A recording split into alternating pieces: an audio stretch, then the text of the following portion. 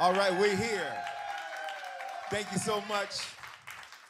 We have the incomparable, world-traveled, self-taught, maestro himself, Warren Oree. Let's welcome him to Unsigned Soul. How you doing, my brother? Oh, man, I'm doing good, brother. Doing real good. I want you to know, first of all, that I deem this to be a supreme pleasure to have you here on Unsigned Soul. I feel the same way, believe me. Let me just go through a few of these. Ebony Motion, Butter, Another Blues Country, Afro-Zillion, Lifeline, Just Like You, Checkmate, Dream Dancer, Little George, Whereabouts, Space City, North Philly Rhapsody, Aunt Pearl's Lament. Now these are just a few of the many offerings that has been created by the Arpeggio Jazz Ensemble. Warren, tell us how you got started, man. Well, I got started, I always say I came in the back door. You know, I didn't grow up getting music lessons. I had no intention on being a musician, although I always loved music. I mean, it just was something else to me. But I got started coming out of a crazy lifestyle, man. I was out in the streets running wild, going to jail, just doing all kinds of stuff. Did a little stint with Uncle Sam, came back out and was crazier than before. And I met this guy on 52nd Street. He had a place called Soul Brothers Record Store. That's 52nd Street in Philadelphia? Yeah, 52nd and Larchwood. His name was James Mitchell. And he was in there playing the piano, and I just happened to stand in the doorway, and he turned around. He said, "Hey, man, do you play?" I said, "No." And he asked me a question that changed my whole life. He said, "If you could play, what instrument would you play?" Now, let me just back up a little bit. I used to go to the Aqua Lounge, Peps, all those places. I used to always look at the bass player. I said, "Man, that's got to be the coolest dude on that bandstand." And I'm talking about the real bass, you know, the upright bass. And I would look at these bass players. I said, "Man." So when he asked me that, I said, "The bass." He said, "So why don't you get one?" I'm like, whoa, back up. First of all, you don't even know me. And you talking about, why don't I get one, like go to the store and get a pack of chewing gum or something. You know, I wouldn't even know how to get one. Right. So he looked at me for a minute. He said, "Well, I guess you don't really want to play." Now, at that point, I got a little hot. I didn't know whether to hit this cat or to just, but I left and I thought about it and it bugged me. So about 3 weeks later, I went back to his store and I said, "Yeah, I'm the guy." He said, "Yeah, you the one who's scared to play." I said, "All right, man, stop. But I said, if I wanted to get a bass, where would I go? He said, "There's a place at 12th and Federal called DeLuca and Sons, and I'll take you there." And so we arranged for him to take me there, you know? Yeah, I mean, this cat was deep. And as soon as I walked in that store, I saw all these basses and violins, and man, I just felt so crazy. Then I saw in the corner, my baby, the same bass I got right now, the same bass I was playing today. She was looking at me. I was looking at her. And I went over, and because the guy thought I was a bass player, so he said, "Go ahead, try one out." And I went straight to her and grabbed her. And as soon as I touched her, I was like, "Yeah, this is, man. That's what's up, man. This is it. This is it." I mean, I knew how to hold the bass because I had seen so many bass players. So when I held her, I was like, "Oh, man." And my whole life changed, man. My whole life totally changed. And I'm thankful to God ever since. That's what's up. Tell me about the Arpeggio Jazz Ensemble. Now, I first heard about you many years ago when you were, I guess, the resident band at Zanzibar Blue. Oh, right. You know, many years ago. What was that, the 90s? Right, 1990 they opened, April 1990. Okay, so tell us how it was formed. Just tell us a little bit about it. Well, Arpeggio really was formed because I got kicked out of a group. You know, because like I said, when I grabbed the bass, I really got into it. So I'm playing. So I kind of joined this group called Weusi Mutribu, but I really wasn't hitting. I mean, I'm gonna be honest. I was, you know, I was trying. But anyway, they came to me one day because we rehearsed about 3 days a week, so you know we weren't gigging. So they came to me and said, "Look, man, we're gonna bring your amp over because we're going with another bass player. We're going with Reggie Curry." I said, "Yeah, all right." So they did that. I was living up by Lincoln Drive. I went down to Lincoln Drive. I said, you know, I'm going to start my own group. And I don't care how bad I sound, ain't nobody going to kick me out my own group. I know that's You know right. what I'm saying? I know that's right. I know that's right. So I started the group, and, you know, again, it was just about working out some things. But then I had the pleasure of meeting Juju. Juju man? Juju, yeah. Juju was my first permanent drummer. Well, my only permanent drummer. I met him, that was in '79, I think it was. And, you know, as soon as he started playing, I said, "Oh, yeah, man, come on, why don't you join my group?" And I had two other cats, Lamont King and Steve Murphy, two saxes. So we were a radical group. You know, we didn't have no keyboard, no guitar. All we had was two saxes, bass, and drums. Okay. And, man, we were crazy. We were playing in the street. We were playing at 17 and Chestnut. We would go up to New York, play in Central Park, you know, just writing songs. People were telling me, "Man, you can't write no music. You don't know how to do this." I said, "Man, get out of here. I feel it. I feel it." That's what's you up. know? That's right. And fortunately, I mean, some things happened, of course, to really help me mature. But fortunately, I kept at it. That's the main thing. I kept at it. And I kept that vision in front of me that I wanted to be a musician full time.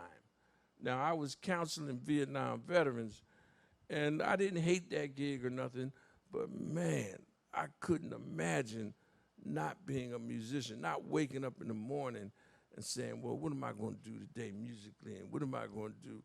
Oh, man. So I made the move, and that's when Zanzibar Blue came in the picture. They said, "We'd like you all," because they heard us up at a place called Toro's where I was hosting jam sessions. Okay. And they said, "We'd like you to come and do our Friday after work thing. We're starting a new club called Zanzibar Blue." And they took me down there. I went and looked at it. That's when it was at 11th and Spruce. Right. And, you know, these cats had a vision. You see what I Bynum mean? Brothers. Yeah, the Bynum Brothers. They had a vision. And so their vision with my vision, that's a lot of vision. I know that's right. And it became three-dimensional. And the more stuff happened, the more I just was like, you know, before you know it, we're going to Brazil, we're going to all these places. Wow. And, man, and that's why even now I go to prisons, I go to jails, I talk to younger people, older people. Don't ever give up on your vision. I remember Juju and I were playing at this joint once. This is, again, before we really started traveling. It was called Casper's at 12th and Carpenter. I mean, this was beyond the juke joint, because juke joints are cool. Yeah, I like I it. still like playing in juke joints, Top Shelf, and Yep. Circles, all them Yep. places. Hollywood Palace. Yeah, Hollywood Palace, you know, Natalie's. Yep. But this was not just so much a juke joint. They back there selling drugs, shooting crap, playing. But they're doing everything but listen to the music. And we're playing. And I told Juju, "Man, I'm going to just close my eyes and imagine we in another country." And I did. And about maybe 4 years later, we were in Brazil. I said, "Juju, remember when we were in Casper's?" And I said, "I'm imagining." I said, "Well, man, I ain't got to close my eyes now because we are in this other country." See that? The You know power what of I mean? visualization. Yeah, you got to see what's it, up. man. That's and right. you got to believe it. Yep. And, of course, whatever your religion is, however that goes down, I do believe in God. I do believe Me too. that he helps. But, see, some people, they think he's just going to do it. I look at it like a matching grant. You know, you do your thing, he going to do his thing. I can't just sit around and watch the Flintstones and say, "Oh, God, help me be a musician," and I'm looking at cartoons and eating popcorn, you know. But if I'm out here hustling, and again, I can't say it enough, to be blessed with working with some beautiful cats. The cats in my group now, you know, Larry Price, Frank Boutre, Boy, oh Doug, boy. Juju. I mean, I am really fortunate, you know, because these cats, we all have a similar thing. So it's just beautiful. That's all I can say. I know exactly how you feel, maybe not to the same degree because I'm not with them as often or as much as you are, but I've had the pleasure of working with you guys. And it's our pleasure to have you with us. Man, let me tell you something. We've been doing a series where jazz meets R&B at the Woodmere Museum in Chestnut Hill, which is actually Germantown in Philadelphia. And how long we been doing this? What, 2 years now? At least 2 years. I think the first show that we did was an Earth, Wind, and Fire show. Right. And I've been working with these guys ever since. And, you know, I'm known in some small pockets and corners of the city because, you know, the type of work that I do musically is a little bit different. A lot of it is not original. But to have the brother, you know, take me in the way that he has and introduce me to his people and have his folks embrace me the way that they have, you know, it's just a testament, man. You're a great dude, brother. Well, thank you, You man. know. I mean, I always get a little embarrassed with that. I mean, because I just feel I'm just fortunate again to be around so many talented people, and it's not even so much the talent. I mean, you know, it's the spirit. You know, I'm around people that I'm not worried about turning my back on. Yeah, right. You know, so I'm fortunate to be around just some good people. Beautiful. Good people. Tell us about Lifeline Music Coalition. Well, that's a company that I co-founded with my partner, Graciela. She kind of hit on me to get into business, and at first I was like, nah. But, you know, she was really kind of persistent in saying we could do this as a good team. So in 2000, we started the company, and we became a nonprofit. And one of our biggest goals was to produce jazz festivals. And it came about beginning with the West Oak Lane Festival, which was, you know, one of the biggest festivals in the city, free festivals. And, you know, we started it, the West Oak Lane Festival in 2004. In 2003, we did a festival downtown called the Philadelphia Jazz and Poetry Festival. Okay. And we used different venues. But in West Oak Lane, we had about 3 blocks sealed off, and we set up 4 stages and brought in R&B groups as well as jazz groups, because let's be for real, R&B is what the country's about. But we use R&B as bait. So, for instance, when we brought in Oree, Tina Marie, Shaka Khan, these people. But when people came to see them, they also saw Odine Pope, Bootsy Barnes, Rob Henderson Trio. Icons, no you doubt. know what I mean? So they were able to see jazz musicians that they normally might not have gone to see had it just been them. So we used the R&B groups to draw people in so they could see not just R&B, but also the jazz, and it worked out real well. Yeah, so I consider you to be, so to speak, a jazz guardian. Wow. You know, because often when we talk, or even when I'm just listening to you talk, it seems that a lot of your energy is dedicated to the preservation of it, of the art form, the promotion of the art form. Yes. You know, not just to people who have been exposed to it in passing. Right. You know, but you really want to educate folks. Yes. Not just on the origins of it and everything, but even with the way that it's being produced. Oh, yeah. These That's days. important. You know, it's important because jazz is like a big house with a lot of rooms. And some people think, well, only this one room is jazz, and all the other rooms don't count. The whole house counts. But the thing is that this is why we started this campaign, and it's really going on strong with Undefeated Jazz.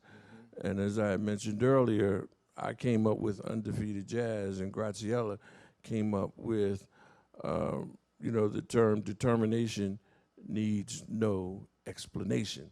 And so we put those two together. And so that's our big theme. We have a festival now called the Philadelphia Jazz and Soul Festival that happens on South Street every year. This is our 7th year, and this year it'll be September 14th at 15th and South. We set up a stage and bring on the groups. But it's important that people realize that jazz is not just a music. Jazz is who we are. It's how we live. And some people think, particularly when my grandsons hear me talk, they think it's how we talk, because they'll say, cats. What's that, Pop? Who are cats? We're not cats. I say, no, yes, you are. Yeah, y'all the cats. Y'all the cats, But it's jazz is a living, breathing organism that's alive, and it keeps me alive. And it's just because really our playbook goes everywhere from Jimi Hendrix to John Coltrane No doubt. Willie Nelson to whoever. It's all about really honest music. But jazz gives you that freedom to do what you want to do with that music. You don't have to stay right there, Got you. And you're right. Jazz is lifestyle. Yeah. Now, the folks that are well ingrained in hip hop, they should know exactly what I'm talking about. Exactly. Because there's a language attached to it. Right. There's a fashion attached to it. There's of course music attached to it. Yes. There's a mindset. I mean, when you think about the cats back in the day that did jazz as well as the blues, one of the first things that you remember is that they were always clean. Yes. You know what I mean? Doubt.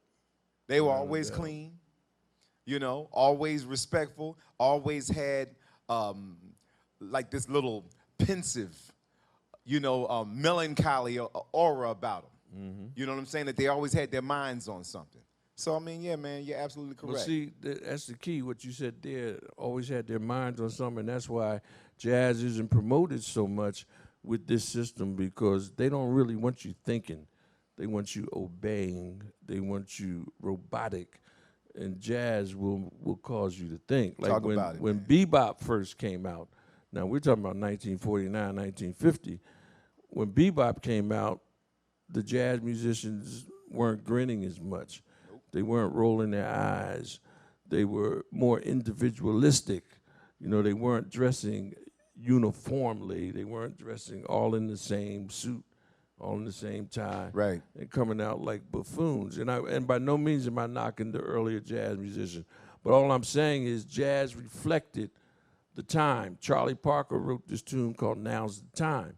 Now, a white jazz critic, Leonard Feather, tried to take it all theoretical. Well, he wrote "Now's the Time" because he was going into an A minor, blah, blah, blah. But he wrote "Now's the Time" because that's what he meant. Now's the time for some change. For the change in the way you're going to treat me as a man and my woman as a woman. And Billy Eckstine was another one. They tried to tell Billy Eckstine he couldn't come in the front door of this place he was playing. He said, I'm coming in the front door, or it ain't going to be nobody playing. That's right. And he came in the front door. So it was an attitude attached to that. And that's the way we're feeling. When I say we, I mean Lifeline, I mean the Arpeggio Jazz Ensemble. We're feeling with Undefeated Jazz. Determination needs no explanation. I heard because that. we're coming in the front door. As a matter of fact, we don't even need no door. Let's give We just something coming to in. LeJuan on that one. Yes, sir. Yes, sir. Thank you. Thank you. Now, when it comes to other aspiring independent artists, I don't even know how to frame an actual question, but this is what I'll do. Tell the listening and the viewing audience that 15-year-old who has aspirations of being a superstar or someone who's a little bit longer in the tooth, but knows still how to put it down, entertaining, energetic. They still have an innate and inner sense of power, or that there's something that they need to finish. You've been all over the world. You've been an independent, self-sustaining musician for a number of years. Tell us how to do it. All right, first of all, going back to the 15-year-old who wants to be a superstar, can that. You know, don't even think about being a superstar. That's right. Just be who you are. Okay. So the first thing. But I had to ask that. No, I can dig it. You know what I'm saying? Because they're watching and they're listening. Sure. And I want them to understand this. Sure. And the system in society, you know, they push that. They propel that kind of thinking. But the bottom line is being honest, and something that may seem a little ironic, but I always tell people, don't listen. And when I say don't listen, I mean don't listen to all of the, boy, you better be for real, or are you serious? Man, stop that. Just stop it. Come on now, get a real job. And things like that, you know. Yeah. I tell them, don't listen, but be honest to themselves. You know, you have so many musicians out here now who they're quote-unquote good musicians, and by no means I'm not knocking any musician, but they're all sounding alike because they're all playing out the same playbook. And if they try to play what they feel, they say, oh, no, no, don't play that. Absolutely. You must play this. Absolutely. And that's a mistake. So they have to have courage to do what they feel. And they have to have the courage to deal with people telling them, I don't like what you're doing. I don't like that. But that shouldn't stop you. So to sum it up, I just say anybody who is desirous of doing this, particularly music, and particularly jazz music, stay on it. Stay on it no matter what. No matter what you're hearing, stay on it. That's what I'm talking about. My brother, I want to thank you so much. Well, thank you, brother. For coming on this show. Thank you. This means a lot to me, man. Me too. I've been waiting and waiting on this one. Give it up, y'all, for my man, Oree, leader of the Arpeggio Jazz Ensemble. Thank you. And we'll be right back in a little bit. Stay right there. Don't you go nowhere. Unsigned Soul will return in a moment.